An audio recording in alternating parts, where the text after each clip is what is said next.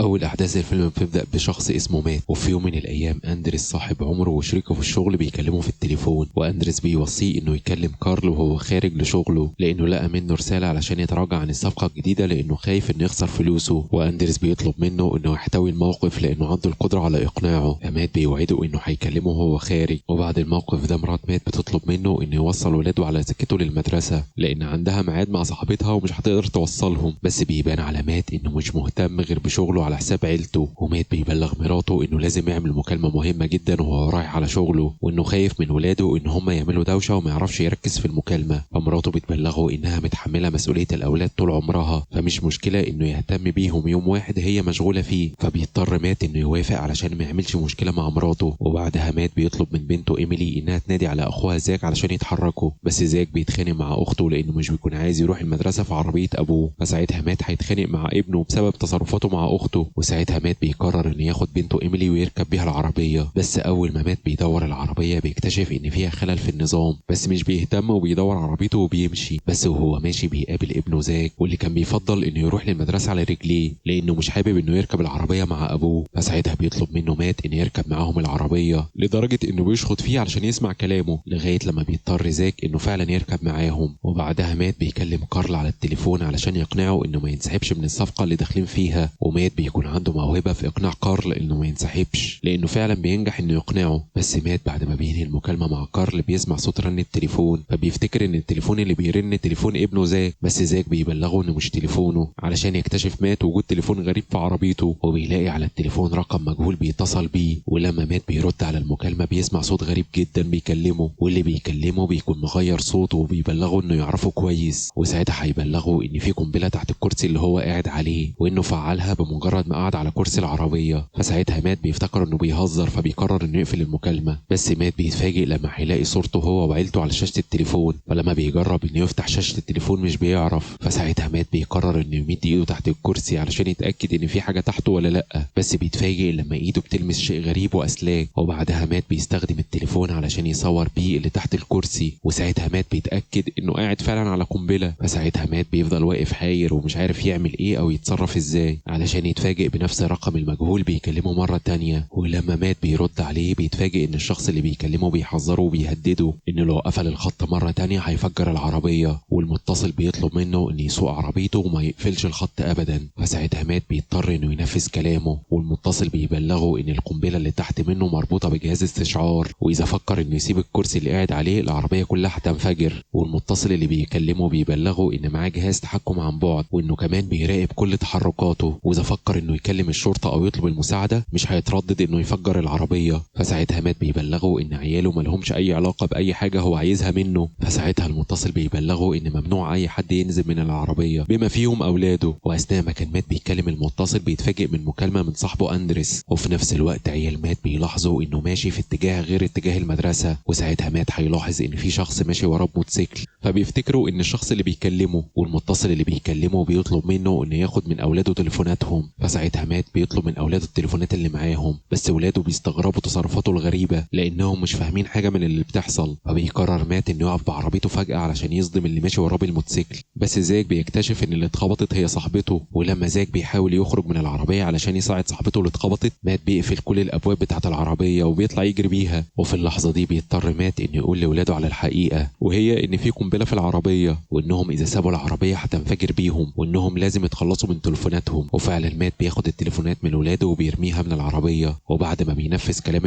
المتصل بيبعت له موقع وبيطلب منه انه يروح له. وبعدها مات بيجي له مكالمه من صديقه وشريكه سالفان، وسالفان بيبلغه انه خايف جدا لان في راجل اتصل بيه وقال له ان في قنبله في عربيته، واللي كلمه قال له انه السبب في اللي هم فيه. وساعتها مات بيكون عايز يعرف باقي التفاصيل منه، بس مرات سالفان بتكون متوتره وعايزه تخرج من العربيه باي شكل. ولما بيوصل مات للموقع بيشوف عربيه سالفان واقفه قدامه، وساعتها سالفان بيسال مات عن الشيء اللي ارتكبه خلى شخص عايز ينتقم منهم. فساعتها مات بيبلغه انه ما يعرفش اي حاجه وانه ما عملش اي حاجه، بس مات بيطلب منه انه يركز ويقول له المتصل قال له ايه. بس مرات سالفان بتفضل تتخانق معاه لغايه لما الشرطي بياخد باله من اللي بيحصل فبيتكلم معاهم. وساعتها سالفان بيبلغ الشرطي ان مراته سمعت خبر وحش وهو بيحاول انه يهديها. فالشرطي بيشك فيه وبيطلب منهم انهم ينزلوا من العربيه. فمرات سالفان بتنتهز الفرصه وبتخرج بيخرج من العربية فعلا، وساعتها القنبلة بتنفجر. فبيقرر مات انه يتحرك بسرعة من المكان، بس كاميرات المراقبة بتلقط صورة العربية بتاعته. والمتصل بيبلغ مات ان سالفان اخل بالقواعد فكان لازم يتعاقب، والمتصل بيقول له انه خلاه يشوف اللي حصل علشان يصدق انه جاد وانه ممكن يقتله في اي وقت. وساعتها مات بيطلب منه انه يقول له هو عايز منه ايه، لانه مستعد انه ينفذ اي حاجة يطلبها. فالمتصل بيبلغه انه يكلم مراته ويطلب منها انها تروح البنك وتفتح صندوق الودائع بتاعهم. وفعلا مات بيكلم مراته بس تليفونها بيكون مقفول، فمات بيسيب لها رسالة صوتية بيبلغها فيها انها تتصل بيه فورا. فالمتصل بيطلب منه انه يتصرف ويكلم مراته فورا. فبيفتكر مات ان مراته مع صاحبتها كريستينا فبيكلمها على تليفونها، بس كريستينا بتصدمه لما بتبلغه ان مراته مش معاها لانها حاليا في مكتب المحامي علشان يجهز لها اوراق الطلاق منه. فبيدور مات على رقم المحامي وبيكلمه، لان المتصل بيبلغه انه قدامه دقيقتين بس علشان يكلم مراته. وفعلا مات بيقدر يوصل انه يكلم مراته على تليفون المحامي. وساعتها مات بيضطر انه يبلغ مراته بالحقيقه وانهم مهددين بالموت. ومات بيحذرها انها تبلغ الشرطه لان المتحكم فيهم وممكن يموتهم في اي لحظه. ومات بيطلب من مراته انها تروح البنك وتسحب صندوق الودائع بتاعهم. وبعدها المتصل بيبلغ مات انه ينتظر في مكان ما يلفتش فيه الانظار على ما مراته تروح البنك.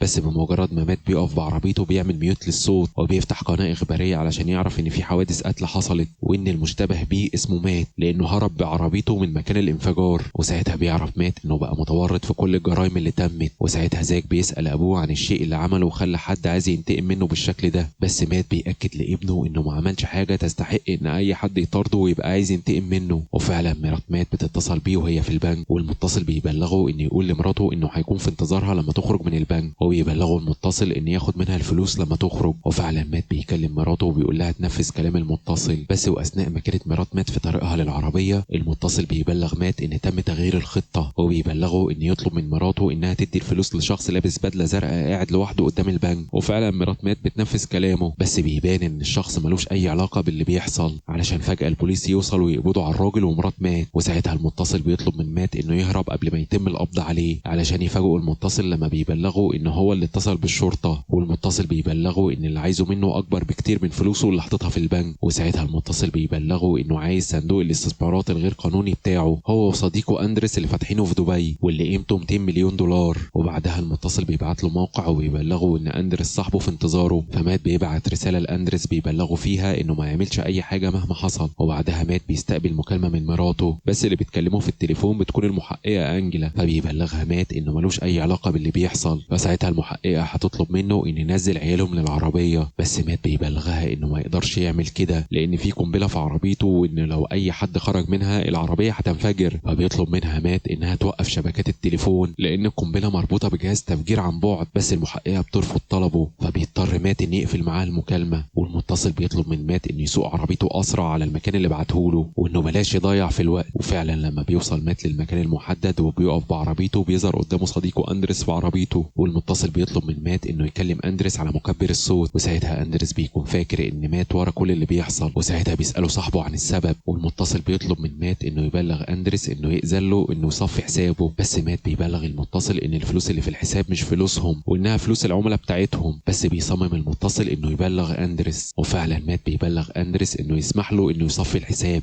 وساعتها اندريس هيتهمه انه عمل كل ده علشان خاطر الفلوس، وعلشان المتصل يورطه اكتر بيبلغه انه يبلغ اندريس انه لو ما حولش الفلوس هيقتله. وفعلا مات بيضطر انه يهدد صاحب عمره. وفعلا اندريس بيحول الفلوس لمات وبيبلغه المتصل ان بمجرد ما اندريس يحوله الفلوس يحولها له. واندريس بيوري مات تليفونه وانه بالشكل ده نفذ اللي هو عايزه، بس مات بيبلغ المتصل انه يضمن له انه هيسيب اندريس بعد ما يحول الفلوس. بس المتصل بيطلب منه انه يفتح صندوق العربيه. فمات ساعتها هيتفاجئ بوجود مسدس في عربيته، والمتصل بيطلب منه انه ياخده ويضرب بيه اندريس. وبيبلغه المتصل ان حياته قدام حياه اندريس. وبيبدا المتصل يعد من 1 ل10، بس مات مش بيقدر انه يقتل صاحب عمره وبيرمي المسدس على الارض. بس بمجرد ما القطر بيعدي قدامه عربيه اندريس بتنفجر وشظايا الانفجار بتصيب ايميلي في رجليها. وبعدها مات بياخد العربيه وبيطلع يجري بيها. ومات بيهدد المتصل انه هيقتله بسبب اللي عمله، بس مات بيتفاجئ ان عربيه الشرطه بدات انها تطارده. فبيحاول مات انه يهرب منهم، وفي نفس الوقت المتصل بيطلب منه انه يحول الفلوس على حسابه والا هيموت. بس مات بيبلغه انه لو عايز الفلوس ياخدها منه شخصيا، لغايه لما مات بيدخل جوه نفق والشبكه بتبدا انها تقطع لغايه لما الاشاره بتروح من على التليفون. بس اخر النفق مات بيتحاصر من قوات الشرطه فبيضطر انه يقف بعربيته. وساعتها زاك بيصرخ في الشرطه وبيقول لهم ان اخته مصابه وانهم مش عارفين عارفين يخرجوا من العربية، بس البوليس بيبعت ريبورت للكشف عن المتفجرات. فمات بيقول لهم ان القنبلة تحت الكرسي اللي هو قاعد عليه، وساعتها المحققة بتقرر انها تروح بنفسها لمات. فمات بيبلغها ان بنته مصابة وانها محتاجة مساعدة. وفي الوقت ده البوليس بيقدر انه يفتح ابواب العربية، بس المحققة بتكون عايزة من مات تفسير عن موت 3 من زمايله في الشركة في يوم واحد. بس مات بيحاول يفهم المحققة انه ملوش دعوة وانه بريء، وبيقول لها مات ان في واحد بيهدده وبيكلمه وعايز يسرق منه فلوس المستثمرين اللي قيمتها بحوالي 200 مليون دولار. والمحققة بتعرف ان الكراسي الخلفية ما فيهاش متفجرات، فساعتها بتقرر انها تخرج ولاد مات من العربية. وبعدها مات بيطلب من المحققة انه يكلم مراته، ومات بيبلغ مراته انه اسف انه ما كانش عنده حسن ظنها لانها كانت بتعاني بسببه في حياتها. بس مات بيأكد لها انه ملوش دعوة باللي بيحصل، وساعتها بيعترف لها مات انه بيحبها. وبعدها مات بيطلب فرصة من المحققة انه يثبت براءته، ويبلغها ان عنده استعداد يقبض على المجرم الحقيقي. ومات بيطلب من المحققة انها تؤمر الشرطة انها ما تتعرضش ليه، علشان فجأة مات يطلع يجري بالعربية. ومجرد ما بيخرج من النفق الشبكة بترجع على تليفونه والمتصل بيكلمه من تاني. ومات بيبلغ المتصل انه لو عايز الفلوس لازم يقابله شخصيا. فساعتها المتصل بيبعت له مكان يجيله عليه، وفعلا مات بيقف بعربيته في انتظاره لغاية لما المتصل بيركب العربية، بس بيكون لابس قناع على وشه. وساعتها بيطلب من مات انه يحوله الفلوس فورا والا هيفجر العربية بيهم. وساعتها مات بيتحرك بالعربية علشان يكتشف ان اللي راكب معاه صاحب عمره اندرس، وان هو ورا كل اللي بيحصل. واندرس عمل كل ده علشان يستولى على فلوس المستثمرين. وبيقول له اندرس انه خدعه لما فهمه انه مات، وان اللي عمله ده كان من ضمن خطته في التضليل، وانه ناوي لما يستحوذ على الفلوس يغير شكله تماما، وانه عمل كل ده لانه كان على وشك انه يدخل السجن بعد ما افلس. هو يبلغ مات انه يحول الفلوس بسرعة. فمات بيبلغه انه عمل كل ده بمنتهى الدقة، بس نسى حاجة واحدة بس، وهي انه ما بقاش عنده اي حاجة عشان يخسرها. فمات بيجري بالعربية باقصى سرعة وبيعمل بيها حادثة على الكوبري، وبتفضل العربية متعلقة. وساعتها مات بيستغل الفرصة وبيفك حزام الامان وبينط من العربية علشان تنفجر باندرس. وبينتهي الفيلم بعد ما قدر مات انه يثبت براءته. ولو بتعجبكم الافلام اللي بننزلها اعملوا لنا اشتراك في القناة واعملوا لنا لايك علشان بيساعد في انتشار المحتوى اللي بنقدمه. اشوفكم في فيلم جديد، سلام.